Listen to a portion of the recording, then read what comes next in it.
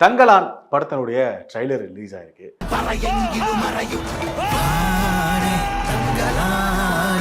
குவி இந்தியாவின் தலை சிறந்த vernacular edtech brand, skilling everyone everywhere. So 2024ல் தமிழ் சினிமாலேருந்து வரக்கூடிய ஒரு ஒரு ப்ராமிசிங்கான கண்டென்ட் அப்படின்னு சொல்லிட்டு இந்த ட்ரெய்லர் பார்த்ததுக்கு அப்புறமே தெரியுது. பிகாஸ் இதுக்கு முன்னாடி இந்த போஸ்டராக இருக்கட்டும், டீசராக இருக்கட்டும், அதெல்லாம் ரிலீஸ் ஆனதுக்கப்புறம் ஒரு ஹைப் இருந்தது. ஓகே, சூப்பரான ஒரு ஒரு பர்ஃபார்மன்ஸ் ஓரியன்ட், கண்டென்ட் ஓரியன்டாக அவங்க ஒரு படம் வரப்போகுது அப்படின்னு நினச்சிட்டு இருந்தோம். பட் இந்த ட்ரைலர் வந்ததுக்கப்புறம் அந்த எதிர்பார்ப்புக்கெல்லாம் ஒரு மிஞ்சிய ஒரு விஷயமா இருக்குது. ஸோ இந்த வீடியோவில் நம்ம இந்த ட்ரைலர் டீகோடிங், தங்கலானில் என்னென்னா நிறைய இருக்குது, என்னதான் குட்டி குட்டியாக குறை இருக்குது, அதெல்லாம் பற்றி பேசுகிறதா இருந்தாலும் ஏன்னா எல்லா ப்ராஜெக்ட்டுக்கும் அந்த ஒரு ஆஸ்பெக்ட் இருக்கும்.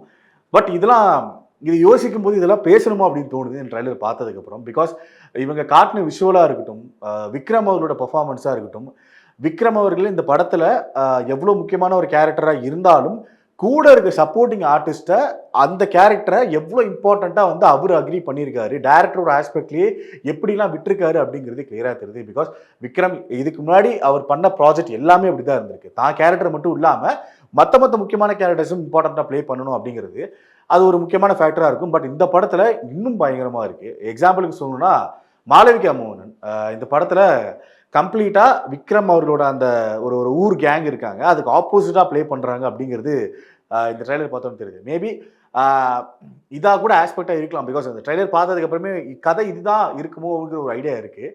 வெள்ளைக்கார அந்த அந்த காலகட்டங்களில் இந்த வெள்ளைக்காரங்க அந்த புதையல் அதெல்லாம் தேடுறதுல ஆர்வமாக இருப்பாங்க இல்லையா?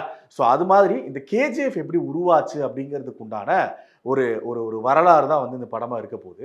வெள்ளைக்காரங்க எப்படி நம்ம மக்களை யூஸ் பண்ணி அவங்க அந்த கோல்டெலாம் கண்டுபிடிச்சாங்க அப்படிங்கிறதுக்கு உண்டான ஒரு ஒரு ஃபார்மெட்டாக இந்த ட்ரைலரில் காமிக்கப்பட்டிருக்கு. மேபி இதுதான் கதையாக கூட இருக்கும்.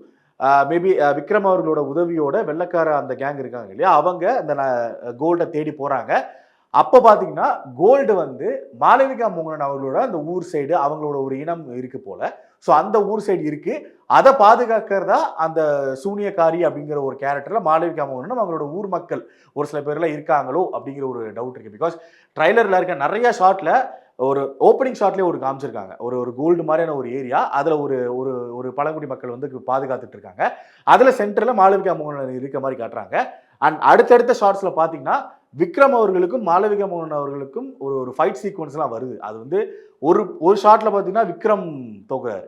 அப்படியே ட்ரெயிலரோட லாஸ்ட் ஷாட்டில் ஒரு ஷாட்டில் கட்டுறாங்க, மாளவிகா மோகனன் ஏரில் பறக்கும் போது அப்படியே கீழே அடித்து தள்ளுறாரு விக்ரம். ஸோ ஆக்ஷன் சீக்வன்ஸ் ரொம்ப லைவாக இருக்க போது, ரொம்ப ரியலாக இருக்க போது அப்படிங்கிறது தெரியுது.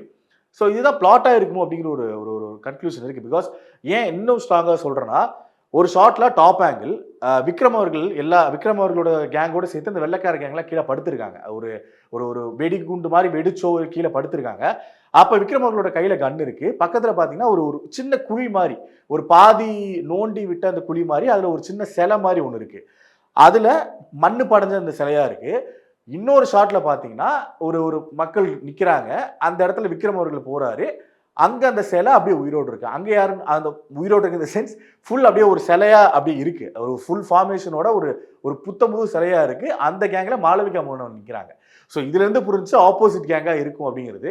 அண்ட் லாஸ்ட்ல இந்த மாளவிகா மோகனன் அவர்களோட கேங்கும் விக்ரம் அவர்களோட கேங்குன்னு சொல்றது ஒரு புரியணும் அப்படிங்கிறதுக்காக அந்த ஊர் மக்கள் 2 பேரும் சேர்ந்து எங்களோட இடத்துல இருக்கிறது எங்களுக்கு தான் சொந்தம் அப்படிங்கிற மாதிரியான ஒரு ஒரு ஒரு புரிதல்ல அவங்க புரிஞ்சுக்கிட்டு இதை நம்மளே வச்சுக்கலாங்கிற மாதிரி அந்த ஆப்போசிட்ல எடுத்து ஃபைட் பண்ணுவாங்கல்ல, அந்த மாதிரி ஒரு சீக்வன்ஸா ட்ரைலரோட லாஸ்ட் ஷாட்ல உடம்பு ஃபுல்லா தங்கத்தை பூசிக்கிட்டு விக்ரம் அவர்களை நிக்க அந்த ஷாட் பயங்கரமா இருக்கு. இதை பார்த்ததுக்கு அப்புறமே இந்த ஒரு ஒரு ஒரு ஒரு இதெல்லாம் ஸ்ட்ரைக் அடிச்சு. ஓகே, ஒரு சூப்பர் ஒரு பீரியாடிக்ல எப்படி நம்ம அந்த ஹாலிவுட்ல எல்லாம் பார்த்துருப்போம் இல்லையா, அந்த 300 பருத்தி வீரர்கள் அந்த படம்லாம் பார்த்து நம்ம வியந்திருப்போம். ஓ, ஹாலிவுட்ல இப்படி ஒரு படமா அப்படிங்கிற மாதிரி. அதே மாதிரி தமிழ்நாட்டில இருந்து இப்படி ஒரு படமா அப்படிங்கிற மாதிரி வியக்கிற அளவுக்கு இந்த தங்கலான் படத்தினுடைய ட்ரைலர் இருக்கு. அண்ட் படமும் கண்டிப்பா வேற லெவலில் இருக்க போகுது அப்படிங்கிறதுல எந்த டவுட்டுமே கிடையாது. ஏன் இவ்வளோ ஸ்ட்ராங்காக சொல்றதுக்கான மெயின் ரீசன்ஸ், ரஞ்சித் அவர்களோட ரைட்டிங் டைரக்ஷன் மட்டும் இல்லாமல் ஆக்டர்ஸோட பர்ஃபார்மன்ஸ் மட்டும் இல்லாமல் டெக்னீஷியன்ஸ் இந்த படத்தில் ஒர்க் பண்ணியிருக்கிறதா ரொம்ப ரொம்ப ரொம்ப ரொம்ப ஆகும். எக்ஸாம்பிளுக்கு ஜிவி பிரகாஷ் குமார் அது எந்த அளவுக்கு ஒரு ஸ்டாண்டர்ட் கொடுக்க முடியுமோ அந்த அளவுக்கு ஒரு ஸ்டாண்டர்ட் கொடுத்துருக்காரு. நம்ம இதுக்கு முன்னாடி சூரரை போட்டு அசுரன் அதுலலாம் அவரோட ஒர்க் ஒன்று பார்த்துருப்போம், கேப்டன் மில்லர் அதுலலாம் பார்த்துருப்போம்.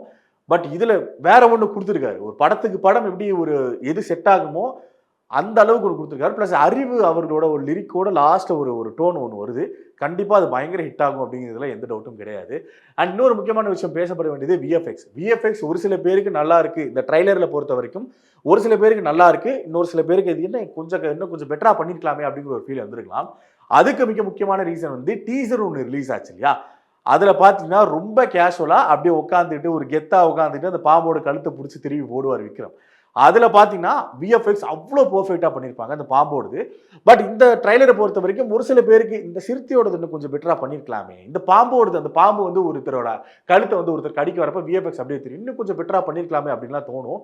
ஆனால் என்னை பொறுத்த வரைக்கும் சீரியஸாக வேற லெவலில் இருக்குது. விஎஃப்எக்ஸ் பொறுத்த வரைக்கும் நீங்கள் அந்த சிறுத்தை பாம்பு அதெல்லாம் விடுங்க, படத்தில் அந்த ஓப்பனிங்கில் காட்டுற சீக்வன்ஸ் அந்த கோல்டு மாதிரியான ஒரு இடத்த ஒன்று காட்டுறாங்க, சூப்பராக பண்ணியிருக்காங்க அதில் விஎஃப்எக்ஸு.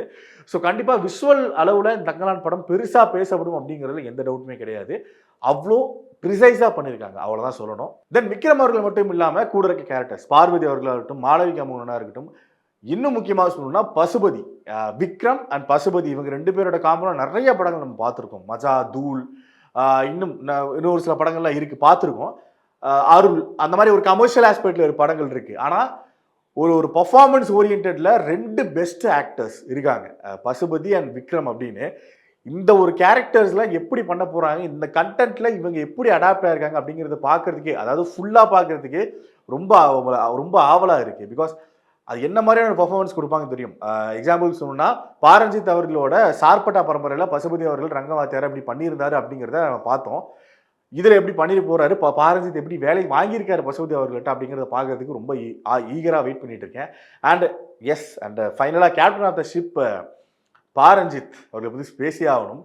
சார்பட்டா ஹிட் ஆனதுக்கப்புறம் ஒரு டிஃப்ரெண்ட் ஒரு பாரஞ்சித் தெரிஞ்சாப்புல. ஏன்னா எல்லாருக்குமே அந்த ஒரு ஆங்கிள் இருந்துச்சு, மெட்ராஸ், காலா, கபாலி, அது ஒரு பேட்டர்னில் இருந்தாலுமே சார்பட்டாக்கு அப்புறமே வந்து ஒரு ப்ரொடக்ஷன் வேல்யூவில் இப்படி ஒன்று எடுத்திருக்காரு, அந்த காலத்தையே கூட்டு போயிட்டாரு அப்படிங்கிற மாதிரி ஒரு உணர்வு வந்து சார்பட்டா பார்த்தோன்னு எல்லாருக்கும் தோணுச்சு. அதே ஒரு ஃபீலிங் தான் இந்த தங்கலான்னு பார்த்தோன்னே டக்குன்னு அடிச்சது. சார்பட்டா விட அது பயங்கரமாக இருக்க போகுது அப்படிங்கிறது. பிகாஸ் சார்பட்டா பார்த்தா நிறைய பேருக்கு ஃபீலாக இருக்கும், இந்த படத்தை தேட்டரில் பார்க்காம மிஸ் பண்ணிட்டேன், சார்பட்டா ஓடிடியில் பார்த்துருமேன்னு. ஸோ அந்த ஒரு ஒரு ஒரு கவலையெல்லாம் ஃபுல்லாக பூர்த்தி பண்ணுற மாதிரி தங்கலா ஒரு பெஸ்ட் தியேட்டர்கள் எக்ஸ்பீரியன்ஸாக வரப்போதில் எந்த டவுட்டுமே கிடையாது. அண்டு இது டீகோடிங் வீடியோ, இது வந்து இப்படிலாம் நோட் பண்ணி சொல்லணும் அப்படிங்கிறதுக்காக இல்லை, எங்களுக்கு தோண்ட ஒரு சில கருத்துக்கள்லாம் இருந்தது, அதை நாங்கள் ஷேர் பண்ணிக்கிட்டோம். இது உண்மையாக சொல்ல போனால் 2024 ரிலீஸ் ஆக போகிற முக்கியமான படங்களில் தங்கலான் ஒன்று. அது ரொம்ப ஈகராக வெயிட் பண்ணிட்டு இருக்கு. பிகாஸ் இவ்வளோ எக்ஸைட்மெண்ட்டில் இந்த வார்த்தையெல்லாம் தடுமாறி வரும்னு சொல்லுவாங்க இல்லையா, அந்த மாதிரி இருக்கு எனக்கு. பிகாஸ் ஒரு ஒரு ஒரு டிஃப்ரெண்ட் எக்ஸ்பீரியன்ஸ் இந்த படம் கொடுத்துருக்கு, இந்த ட்ரைலர் கொடுத்துருக்கு. கண்டிப்பாக இது படத்தில் இதே அளவுக்கு பிரதிபலிச்சுது அப்படின்னா பிளாக் பஸ்டர், இதை விட தாண்டி பிரதிபலிச்சது அப்படின்னா short mega black Bastar. GUVI, இந்தியாவின் தலை சிறந்த vernacular edtech brand, skilling everyone everywhere.